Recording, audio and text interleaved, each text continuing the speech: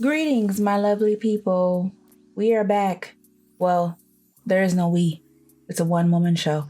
I am back with the beloved build series called DWD in GTA. If you are new here, DWD in GTA is where I grab lots that I find in the GTA 5 open world and I bring them to the Sims and make them in my game. This house is going to look very familiar because it's the same bones. I'll say that. It's the same bones from the last one I just did. The last one I did was 8444 Bridge Street. This one is 8443 Bridge Street. It's a little bit different though. So since it's the same bones, it's the same house that I found, and I found it the same way. So the way that I found it was I was just driving around and I landed on Mirror Park one day, hit the corner, boom, it was there. The house was right at the corner. As soon as I got into Mirror Park, I took some pictures. Splack-a-cow. These are the pictures, okay? And I went in and I made a variation of it a long time ago. And this is the variation. So I'm quickly showing you the old layout, the old drabby layout, which, baby, am I embarrassed? Not exactly. But it was, for, a set of parents, their kids. And yeah, I don't know. I don't know. I don't know. But I just did that so you could see that, it was something. It's different from the one from last episode because it's a little bit bigger. And the layout is different. Like if you see the layout of the old one, if you go in the gallery and you want to just, hurt your eyes, you'll see that it was very basic, but it was made to be cheap. This one was meant to be a little bit more expensive, but I decided to just break it down to the studs and just figure out what I wanted to do with it. And I was in the same mindset from before. Every other build before this one, I was in the same mindset where, maybe if I just keep going, something will happen. So that's what I decided to do. I know I wanted it to be 2 rooms again, 1 bathroom, and I was just rocking at this point. I'm gonna give you a warning now. This segment is going to be a mess, but it doesn't stay a mess forever. So I thought maybe I wanted a galley style kitchen, but then maybe move them same country kitchens to the front. And then I changed the countertops, right? I took all the way. I got new countertops. I thought maybe I wanted like a U-shaped kitchen counter system, maybe with like an island in the middle. Yeah, maybe I wanted to do that since I wanted it to be like parenthood based. But then I decided I didn't want to do that either. But, I figured before I, dump an idea, I want to just do it all the way. So I just put them countertops up there and it looks a mess, a big old mess. But I thought maybe the kitchen should be here so you can overlook the neighborhood because that's important, right? So I put those up there. If I'm being honest, I really do not like those. And then I switched off to another kitchen set. This basic kitchen set. And I thought maybe this will be what I end up doing. So I started going on with that, right? And then I added these tables that don't match, these chairs that don't match. And then the living room, I broke that living room down. And next to that, it's supposed to be the bathroom, right? Right? Like, think about it. As soon as you get out the kitchen, you take a couple steps and that's the can right there. I don't know what the heck that room is off to the side. Look at that little thing. What you think it is? It's a hallway. I wanted it to be a hallway, y'all. That's so crazy. And then I made this room off to the side that I thought could be an office. I think I wanted it to be an office. So this little thing will be an office. Like, imagine how cramped that would be. Wouldn't that be so great? It wouldn't be great. So I took it away. Then I decided to make it a living room with a curved kind of seat with these dream home decorator thing. But then I got to add 2, which look dumb. So guess what I did, y'all? I had to go regroup. I really had to go regroup. So I decided to do something else. I had to step back, right? And start thinking about what I wanted to do with myself and my life. So my boyfriend put me on to this app called Good Notes. Shout out to my boyfriend. So GoodNotes is this app on the iPad where you can kind of make notes. Yeah, you take notes and you can write notes with like your Apple Pencil and stuff like that. So I decided to take a stab at it, and this was the very first build that I did that. Did I exercise it at this point? I think I tried to. I went over different layouts, and this is just me going through one of them, but I think I was getting the right idea. So if anybody is having an issue with building and you have access to like an iPad or an iPhone, something that can use the GoodNotes app and maybe like a little Apple Pencil or whatever, I would suggest you use it because it helped me tremendously. Thanks to my boyfriend. So I believe when I was using the GoodNotes app, I went through what I want to say is 4 versions of the build, and I wanted to test them all pretty much because I wanted to see what made the most sense. This isn't at all how it ended up, but I do want to deviate for a little second because at some point during my GoodNotes process, I decided that I should make a dedicated story around each place that I do. Now, I know it's not new for builders to do it, but it's new for me to do it. I kind of did it in 8444 with an archetype, but with this, I actually made a dedicated story for the characters that live in this house. So let me tell you, while you're just going through these thingamabobbers, whatever. So 8443 Bridge Street is home to Patrice and Julius Nash. For the record, they don't exist yet. That's just a character archetype that I made up on my own. So Patrice and Julius Nash are young adults with a toddler child named Faye. Patrice and Julius met in college. I don't know what school. It could have been Willow Creek. It could have Willow Creek, really? It could have been Foxbury. It could have been Brightchester. They met at one of them, right? You know what? Actually, no. I remember now. I think they went to Brightchester. No, Foxbury. Yeah. I think they went to Foxbury, right? They met there. They fell in love. And after college, they went their separate ways, right? But they still maintained contact. And at some point, Patrice got pregnant.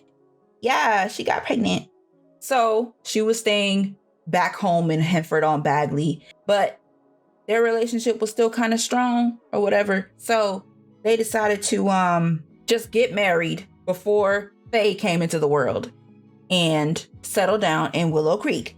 And Willow Creek is where his family is from. So they decided to pretty much settle there, stack their chips, and now they live here. And what else did I write down? Oh, I mentioned earlier that Patrice is from Henford-on-Bagley. Now, Julius is from Willow Creek, which influenced their decision to move to Willow Creek because he wanted to be closer to his family. Lucky enough for Patrice, though, her mother decided to move to Willow Creek to be closer to the baby as well. So the mom lives across the street. We'll get to her house later. So this house isn't meant for them to live in for a long time because this place is very, very small, as you've noticed. But they want to stack their money and then move to a bigger place and hopefully have more children later. The funky thing about their family dynamic, though, is that Julius's family, they don't hate Patrice, right? But they wish that he would have married up. They wish he would have gotten somebody that comes from a family with a name, but it's whatever. There's nothing they can do about it at this point. But I mean, they don't make it a complete secret that they don't really care for Patrice like that. But we'll get to that another time. Yeah.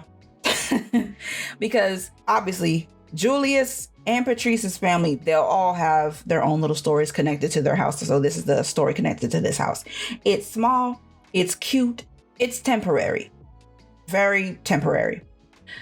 So as you've seen, I've pretty much mapped out at this point a living room, a kitchen, a sort of bedroom for the child, and then like the main bedroom, which is in the front, which overlooks the street or the cul-de-sac, for lack of a better word. Throughout the build of this, I was going for earth tones. Yeah. to make it feel more homey, I made it earth toned. And since this place is small, I had this be open concept as well. I think most places that I'm going to make will be open concept. I made a playroom and I decided to put it in the front because the child's room is very, very small. And I feel like if I were to try to cramp stuff in there, it would have just made me mad. So I have that also. And I have this, what the heck is this? Mud room? Yeah, it's a mud room. The playroom is for, when they want to play with the child. And it's convenient for when they're home doing what they do, they don't have to worry about little Faye being in the room by herself. They can always keep an eye on her. And I'm working on her room right now. There isn't too much to her room, but I also wanted to keep the earth tones pretty much throughout the whole build. So the earth tones to me are browns, greens, I think a hint of orange every now and again, and then yellow. Even though yellow's not really an earth tone, but yellow is on the earth somewhere, like dandelions exist. So that's sky tone. Yeah, earth tones and sky tones, yeah. So that's what that'll be. I made the room gender neutral on purpose because somebody could download this and decide they want it for a different child. They don't have to have like a Patrice or a Julius or anything like that. So it's adaptable. It's mutable. It doesn't have to be like bogged down to one thing, and you don't have to feel like you have to change anything about the room in order to make it, gender specific. Oh, I didn't mention that this place, it's a 2-bedroom, 2-bath. Yeah, it's a 2-bedroom, 2-bath, but I don't think I get into the bathrooms that much because the bathrooms are kind of boring, to be honest with you. I'm playing around with nightlights at this point. That nightlight is so cute. Anyways, I add like little details to the room. I don't know why the heck I moved those. I don't know why the heck I moved that. Anyways, so at this point I get to the front and I have some space divvied out. And I'm continuing the earth tone theme. So the main packs that I used is it Eco Lifestyle? I think Eco Lifestyle was the main pack that I used. Every now and again, I'll use something from Tiny Living or something like that. But Eco Lifestyle is the main one that I use. So I think you'll be okay. Only things that'll probably get deleted are like miscellaneous little decorations and then the washer and dryer if you don't have laundry day. But that's okay. It's still like a mud room though. So if anything, you can add like a shelf back there and you'll be fine. I think green was the theme of the bedroom. This room looks so small. And yeah, I was trying my best to make it feel neutral. Like in my head, neutrality, I feel like it's not, honestly, I needed a break from the bohemian room. Like from the bohemian style of last time. I wanted it to feel move-in ready. Like, you know how people do showrooms or how they decorate stuff when you go to see like a model home? That's what I was thinking about in terms of decorating this place. I wanted it to feel like neutral, earth toned, but be styled almost like a model home so that it can fit anybody's style. Like it wouldn't feel too much like something. Like I feel like if I were to do 8444, the last build that I did, if I were to show that place off, it wouldn't appeal to as many people as this place would because of how I decorated it. Oh, I forgot to mention that I did include a dream home decorator shelf, desk, dresser. There you go. I included a dream home decorator dresser. Be mindful though that throughout this save, I will use Dream Home Decorator a lot. If you do not have it, I am so sorry. So many of your houses are going to be blank in parts of it because I use the closet a lot. What the heck was I doing back here? Oh, back here, I was trying to include a washer and dryer because I don't have a laundromat in this specific area. The only laundromat I have is the one in Magnolia Promenade that I did earlier, which, if you want to check out that video, you can too. But generally in residential areas, I want to keep the option of having the washer and dryer in the back. So that's what that mud room has turned into. Up here, I'm just working on the kitchen, trying to make it seem a little bit more interesting because I have stuff real basic. The only colorful thing I have is the playroom. room, quote unquote, because it's not like a room since it's open concept, but it's still a designated area. I'm adding appliances where I can, little details where I can. I picked up some paintings from Catatron 16 because, you know, that's my fave pretty much on the gallery. And I love this little painting thing. I decided to put it in the living room area because I wanted it to be like a focal point. And it influenced the color palette for the rest of like the living room. And I took this planter. I don't know where it's from. I don't know. I took that planter, tried to do something with it, but I ended up moving it at a later point in this build. Then I decided to add more earthy tones. Oh, I added trash cans also because I don't know how I forgot to add trash cans. So I wanted to put them all around the place just for little decorations. I think I'm nearly done. Yeah, I'm nearly done at this point. Trying to see if I can add any more paintings anywhere. I have no idea. Wait, did I keep those? I think I kept those. I think I kept some of them. I couldn't use too many of these though, because I didn't want it to balloon the price value or the price point, which is so weird with these paintings. When I put them up, what tends to happen is when I check my property value, like the simoleon value, it'll keep going down. But honestly, the price will keep going up. Like when you put it on the gallery after you've had the paintings in there, it'll correct it. But if you're not careful and if you're not careful and you put too much up there, you'll have like two things in your house. And then when you put like them paintings down, since they're good quality too, your place will be out of your price range. So I don't remember how much this was. I really don't. But it can be a little bit expensive. And if you want to take that down, just take the paintings off the wall. At this point, I'm working on the last bedroom because everything else is pretty much done. Yeah, I think everything else is done. And I moved the bed over there. I think moving some dresses around, seeing what I could fit in there. And at this point, I think I'm done. I don't even think I added a description for this place, but it'll be something along the lines of, you know, this is the home of Patrice and Julius Nash and, you know, their new toddler, Faye Nash. And it's a starter home, quote unquote. It's their starter home. I'll say it like that. So now I'm going to show you some pictures of the final result. And yeah, I hope you like me rambling.